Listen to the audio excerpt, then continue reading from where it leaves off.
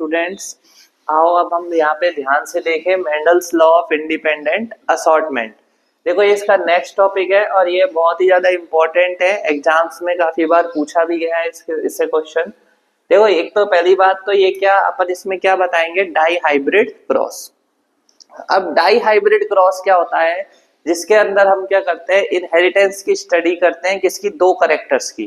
तो हम ये बोलेंगे द क्रॉस इन विच, जिसके अंदर हम क्या करेंगे, टू करेक्टर्स, दो करेक्टर्स की इनहेरिटेंस ऑफ टू करेक्टर्स की हम क्या करेंगे, स्टडी करेंगे।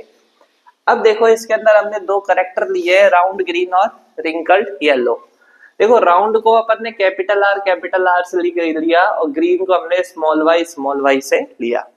अब ये जो राउंड है, ठीक है, ये क्या है, शेप होती है किसकी, उसके सीड्स की। तो ये कैपिटल आर है तो इसका मतलब ये कैसा करेक्टर है, डोमिनेंट करेक्टर है। और ये स्मॉल वाई है, ये क्या है, इसका कलर है। तो अब कलर ग्रीन होगा तो ये स्मॉल वाई ये इसका रिसेसिव करेक्टर है।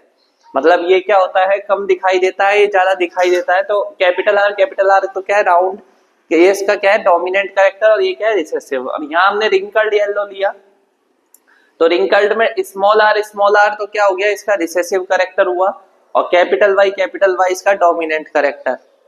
अब जो बड़े अक्षर से हम जो भी करेक्टर को शो करते हैं वो हमेशा क्या होता है, डोमिनेंट करेक्टर होता है, ठीक है ना। तो हमको ये बात ध्यान रखनी है। और जो छोटे लेटर से हम जो शो करते हैं करेक्टर को, तो वो क्या होता है, रिसेसिव करेक्टर होता है। अब देखो अपन इसको ध्यान से समझेंगे। ये हमने दो इसमें प्लांट लिए, round green and wrinkled yellow. अब फिर इसके बाद इसके नेक्स्ट क्या बनते हैं, गैमेट्स बनते हैं।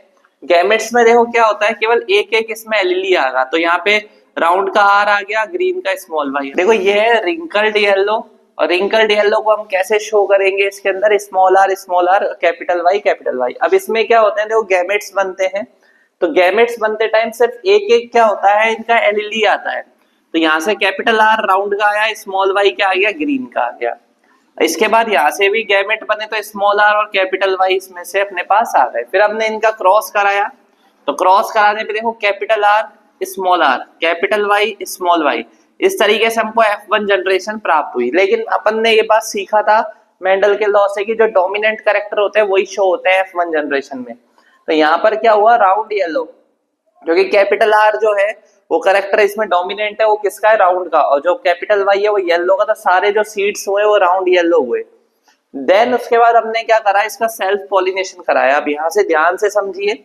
देखो इसमें क्या करेंगे अपन, ये कैपिटल आर को कैपिटल वाई के साथ एक इसका पहले गैमेट बनाएंगे, फिर एक कैपिटल आर स्मॉल वाई के साथ, फिर स्मॉल आर कैपिटल वाई के साथ, और स्मॉल आर स्मॉल वाई के साथ। मतलब हर एक को अलग अलग उसके साथ करेक्टर के साथ लेंगे। तो हमने यहाँ पे अलग अलग इसके सेल्फ पॉलिनेशन कराते टाइम अलग अलग इसमें एलिलीज बना लिए। अब हमने क्या किया कि इनको क्रॉस कराया। अब हमने यहाँ पे चारों तरफ इनके नाम लिख लिए, capital R small R capital Y और स्मॉल वाई। ऐसे ही हमने चारों नामों को बिल्कुल एज इट इज इसी सीक्वेंस में इधर भी लिखा, ठीक है। जैसे capital R small R capital Y small Y.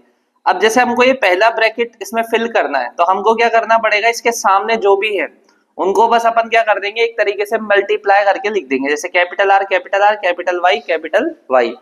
अब जैसे मान के चलो, जैसे मैंने यहाँ पे कुछ जगह खाली छोड़ रखी है, जैसे हमको ये वाला अगर फिल करना है तो इसमें हम क्या करेंगे, जैसे ये दोनों इसके सामने एक तो ये है और ये है, तो यहाँ पे हम लिखेंगे कैपिटल आर, इसका लिखेंगे कैपिटल आर स्मॉल वाई और स्मॉल वाई। अब देखो जैसे ये वाला फिल करना है, तो यहाँ पे देखो इसके सामने ये और ये, तो कैपिटल आर पहले आएगा और स्मॉल आर बाद में आएगा। हमेशा स्मॉल लेटर बाद में आता है। फिर कैपिटल वाई और यहाँ भी कैपिटल वाई। अब जैसे ये फिल करना है तो इसमें कैपिटल आर पहले आएगा, स्मॉल आर ये वाला बाद में आएगा। फिर यहाँ देखो इसमें अपने पास स्मॉल वाई है, यहाँ भी स्मॉल वाई। इस तरीके से हमको F2 जनरेशन इसके अंदर मिल जाती है। अब देखो जिनमें भी कैपिटल आर एक बार भी होगा तो वो राउंड होंगे, और एक बार भी कैपिटल वाई होगा तो वो कैसे होंगे, येलो। तो अब देखो ऐसे राउंड येलो वाले जो इसके अंदर हमारे पास प्लांट है वो इसके अंदर 9 है, ठीक है, राउंड येलो यानी कि जो डोमिनेंट कैरेक्टर के है। फिर इसके बाद देखो हमारे पास आता है इसके अंदर राउंड ग्रीन। तो राउंड ग्रीन जो हमारे पास प्लांट है वो ऐसे कितने हैं, केवल 3 है, ठीक है, जिसके अंदर राउंड ग्रीन का मतलब हो गया कैपिटल आर तो होगा लेकिन दोनों स्मॉल वाई होंगे। अब अपने पास आता है देखो रिंकल्ड। ये आता है अपने पास रिंकल्ड येलो, ठीक है। इसमें क्या होगा, स्मॉल आर दोनों स्मॉल आर रहेंगे और कैपिटल वाई एक ना एक तो होगा ही करेक्टर में। फिर नेक्स्ट देन आ जाता है हमारा एक जो प्लांट रहेगा, ऐसे भी 3 प्लांट हो गया। और फिर उसके बाद रिंकल्ड, इसके बाद आता है हमारे पास रिंकल्ड ग्रीन, वो ऐसा प्लांट सिर्फ और सिर्फ हमारे पास कैसा रहेगा, एक ही रहेगा। तो हमारा जो फिनोटाइप रेशो आया इसके अंदर 9:3:3:1 आया। तो हम इस बात को पूरा क्या कर देंगे, एज इट इज इसमें लिख देंगे कि मेंडल ने पी प्लांट्स के बीच क्रॉस कराया, इसको in F1 generation all plants were get round yellow, इसको क्या मिले, राउंड येलो मिले। देन इट, इसने क्या कर दिया, it allowed to the self pollination.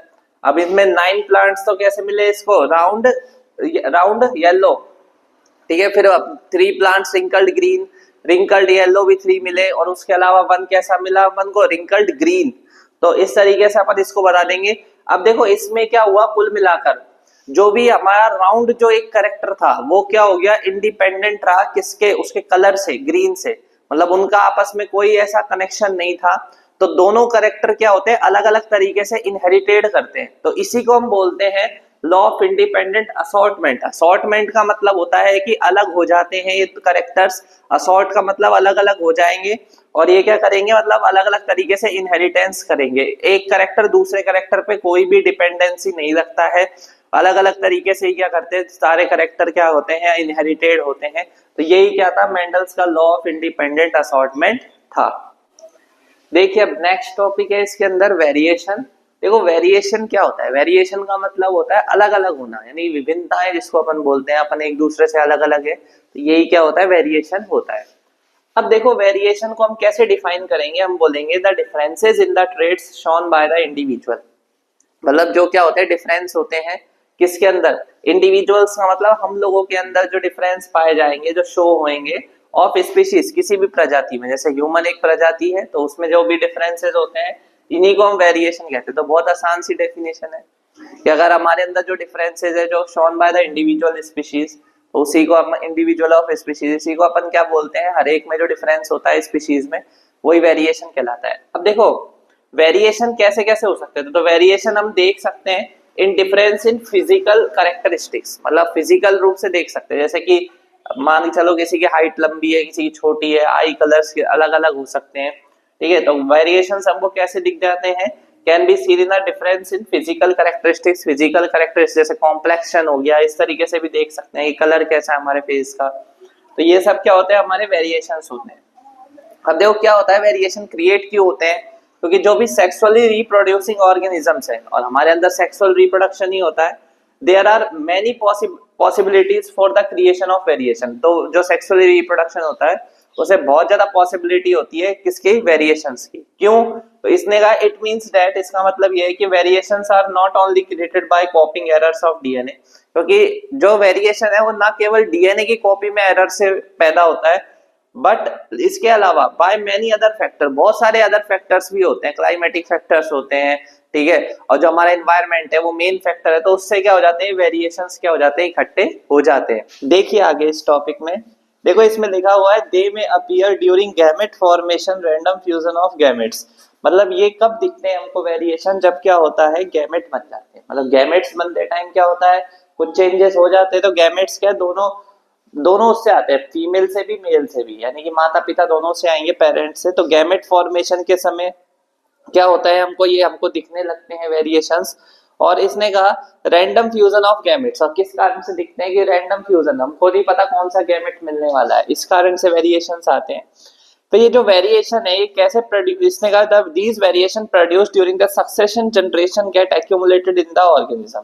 और ये जो वेरिएशन है ये क्या होता है, सक्सेशन का मतलब आगे आने वाली पीढ़ी में क्या होते रहते हैं, जमा होते रहते हैं। एक्यूमुलेटेड का मतलब इसके अंदर इकट्ठे होते रहेंगे इन द ऑर्गेनिज्म के अंदर। तो देखो अपन ने पढ़ा कि these variation produce during the succession generation. अब इसमें क्या होगा, ये वेरिएशन क्या होंगे, सक्सेशन मतलब आगे आने वाली पीढ़ी में जो भी वेरिएशन पैदा होंगे वो सक्सेशन जनरेशन में एक्यूमुलेट यानी इकट्ठा होते रहेंगे ऑर्गेनिज्म में।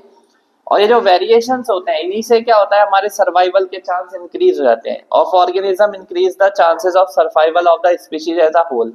मतलब क्या होता है, देखो हम जितना एनवायरनमेंट के अकॉर्डिंग रहेंगे उतना ही क्या हो जाता है, हमारे सर्वाइवल के चांस बढ़ेंगे। तो इसने कहा कि वेरिएशन बहुत जरूरी है ऑर्गेनिजम्स में, जो क्या करता है, इंक्रीज कर देता है किसको, चांसेस ऑफ सर्वाइवल की, हम क्या कर सकते हैं, सर्वाइव कर सकते हैं इस दुनिया में, ठीक है, सर्वाइवल ऑफ द स्पीशीज, जो भी स्पीशीज है, क्योंकि जो एनवायरनमेंट के अकॉर्डिंग रहेगा वही क्या रहता है, इसमें जिंदा रहेगा। देखिए अब हम एक इसका एनसीईआरटी का बहुत ही महत्वपूर्ण क्वेश्चन समझने जा रहे हैं, इसको ध्यान से समझिए। देखो एक क्वेश्चन है क्या, पहली बात इसमें लिखा, how is the equal genetic contribution of male and female parents ensured in progeny. मतलब क्या होता है कि जो प्रोगेनी का मतलब जो शिशु होता है या इन्फेंट होता है, उसके अंदर क्या होता है, मेल और फीमेल का इक्वल कंट्रीब्यूशन होता है। वो कैसे होता है, क्यों होता है, ये हमको समझाना है इसमें। हमने कहा जब सेक्सुअल रिप्रोडक्शन होता है, सेक्सुअल, क्योंकि क्या है हमारे अंदर ह्यूमन बींग्स में सेक्सुअल रिप्रोडक्शन है, तो इसमें क्या होता है, involve the formation of fusion of gamete. एक तो इसके अंदर क्या बनते हैं, गैमेट बनते हैं, साथ ही साथ गैमेट का क्या होता है, फ्यूजन भी होता है। तो सेक्सुअल रिप्रोडक्शन में क्या क्या होगा, एक तो फॉर्मेशन होगा गैमेट का, और साथ ही साथ क्या होगा, फ्यूजन ऑफ गैमेट भी होगा। अब देखो क्या होती है, the cells of the parents body are diploid. अब जो पेरेंट्स के जो अंदर अब क्रोमोसोम्स होते हैं वो डाइप्लॉइड का मतलब डबल होते हैं, पेयर्स में होते हैं। जैसे अपन ने पढ़ा था 23 पेयर्स होते हैं, 46 क्रोमोसोम होते हैं, तो डाइप्लॉइड का मतलब डबल होते हैं एक तरीके से। लेकिन जब ये गैमेट्स बनाते हैं, they produce gametes bye meiosis. तो मियोसिस प्रोसेस से गैमेट बनता है। अब मियोसिस प्रोसेस में क्या होगा कि जो क्रोमोसोम है वो हाफ नंबर रह जाते हैं, मतलब 46 में से केवल 23 क्रोमोसोम ही क्या करेंगे, पार्टिसिपेट करेंगे जब गैमेट बनेगा। अब हमने कहा कि भैया जब सेक्सुअल रिप्रोडक्शन में गैमेट बनते हैं और उसमें हाफ, अब गैमेट में क्या होंगे, हाफ नंबर ही होंगे, लेकिन पेरेंट्स बॉडी में होते डबल है। अब देखो गैमेट्स क्या होता है, have only one gene of a pair of genes present in parents. इसमें क्या होता है, केवल एक जीन होता है किसका, पेयर में से, मतलब उसके पेयर जीन्स में से क्या होगा, केवल one gene of a pair of gene present होगा, केवल किस पर, पेरेंट्स में। अब इसने कहा जब गैमेट आपस में मिल जाएंगे, अब देखो गैमेट मिलेंगे, ठीक है ना, गैमेट फ्यूज का मतलब होता है मिलेंगे पेयर में, and then paired condition of genes is restored, वापस से वो पेयर बन जाएगा। क्यों, क्योंकि जो फीमेल और मेल दोनों से आधे आधे क्रोमोसोम्स आएंगे, तो पहले गैमेट में आधे हुए, फिर उसके बाद वापस से जब दोनों पेरेंट्स के जीन्स मिले तो वापस से क्या बन गया, पेयर बन गया। तो पेयर ऑफ जीन क्या हो जाएगा इसके अंदर, रिस्टोर्ड, मतलब वापस से हो जाएगा। तो जो ऑफ स्प्रिंग आएगी gets the half number of chromosome from its father. अब उसमें आधे जो क्रोमोसोम होंगे उसके पिता से होंगे, and the half number of chromosome from it's mother, वो अपनी माता से होंगे। सो देयर इज इक्वल, तो इस कारण हम ये कह सकते हैं दोनों का इक्वल कंट्रीब्यूशन हो गया। मतलब आप समझे, जैसे इसमें था क्या कि जैसे अपन ने क्या किया, जब सेक्सुअल रिप्रोडक्शन हुआ तो पेरेंट्स के अंदर तो क्या होते हैं, डाइप्लॉइड क्रोमोसोम्स होते हैं, लेकिन जब वो क्या करता है कि जब सेक्सुअल रिप्रोडक्शन करता है तो उसमें गैमेट्स बनते हैं, और गैमेट्स बनते टाइम क्या होगा, जो उसमें आधे क्रोमोसोम ही क्या करते हैं, पार्टिसिपेट करते हैं, तो केवल आधे क्रोमोसोम ही उसमें पार्टिसिपेट करेंगे। अब उसके बाद क्या होगा, आधे दोनों पेरेंट से आते हैं, मेल और फीमेल से, तो आधे आधे दोनों से आए, तो इस कारण हम कह देते हैं कि दोनों का क्या होता है, इक्वल कंट्रीब्यूशन होगा, जैसा कि हमसे क्वेश्चन में पूछा गया था।